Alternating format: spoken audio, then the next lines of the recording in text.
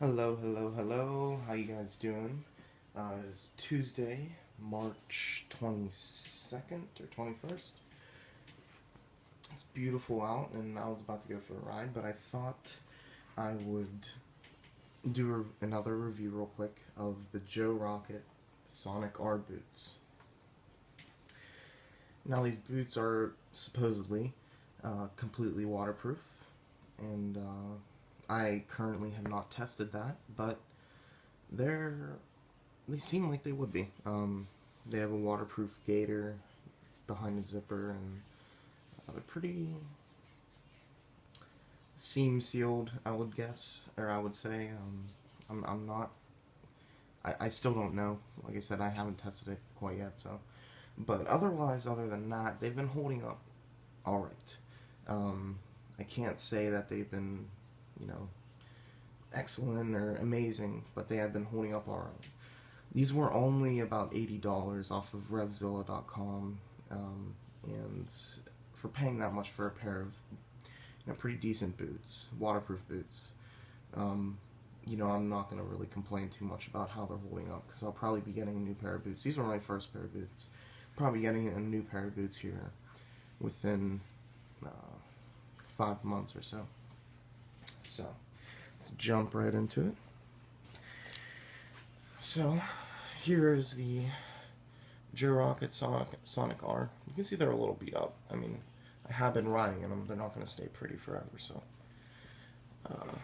You got this, I'm assuming this is a replaceable toe slider. You got this right here. Not sure what that's for. It doesn't do much of anything. You got this little flexi pad here for better flexibility, obviously. Reflective piping in the back. Another flexi pad.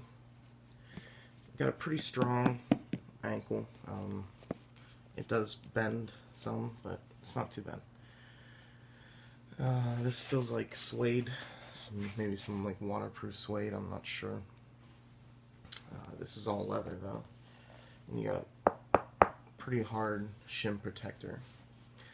The one thing I do not like is I got the size that I was supposed to get. 10, or no, I'm sorry.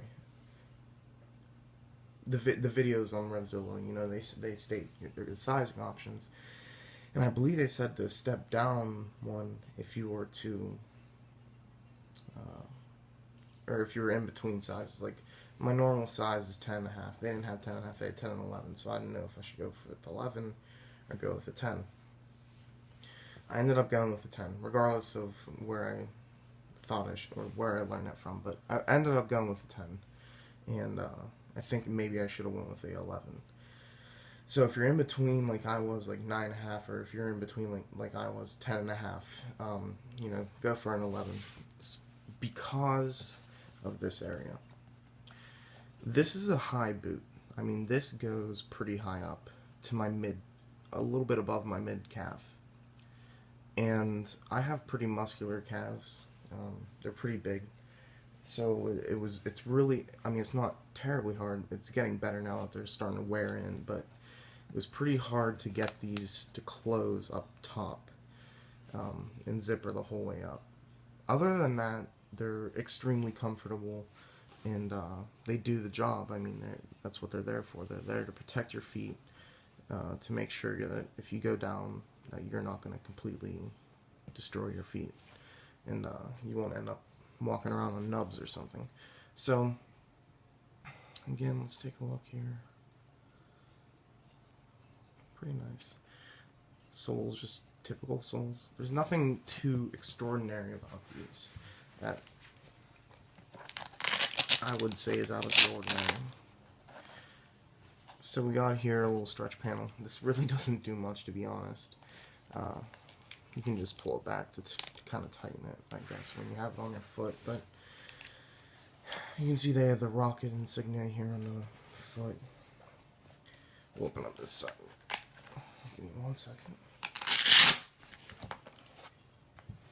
Okay, so you open it up here, and you can see where the zipper starts. And I've heard a lot of people complaining that the zipper was catching on some of the material or the rubber or something. I haven't had that problem, so I'm not quite sure what they're talking about. But here you can see the gator, the waterproof gator behind the zipper.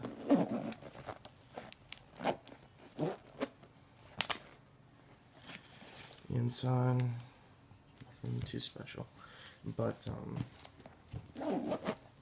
as I stated before, I haven't quite tested if these are waterproof just yet. See if I can get a better shot on. Yeah, I haven't tested that theory, but I don't think it would allow too much water if I were to be caught in the rain, which is good. It's peace of mind, I guess. Would I recommend them? To an extent. I would recommend them to someone who's starting out in motorcycling, someone who's looking for a cheap, sportier boots and doesn't want to pay, $300 for the city boots. But that's the farthest extent I would go.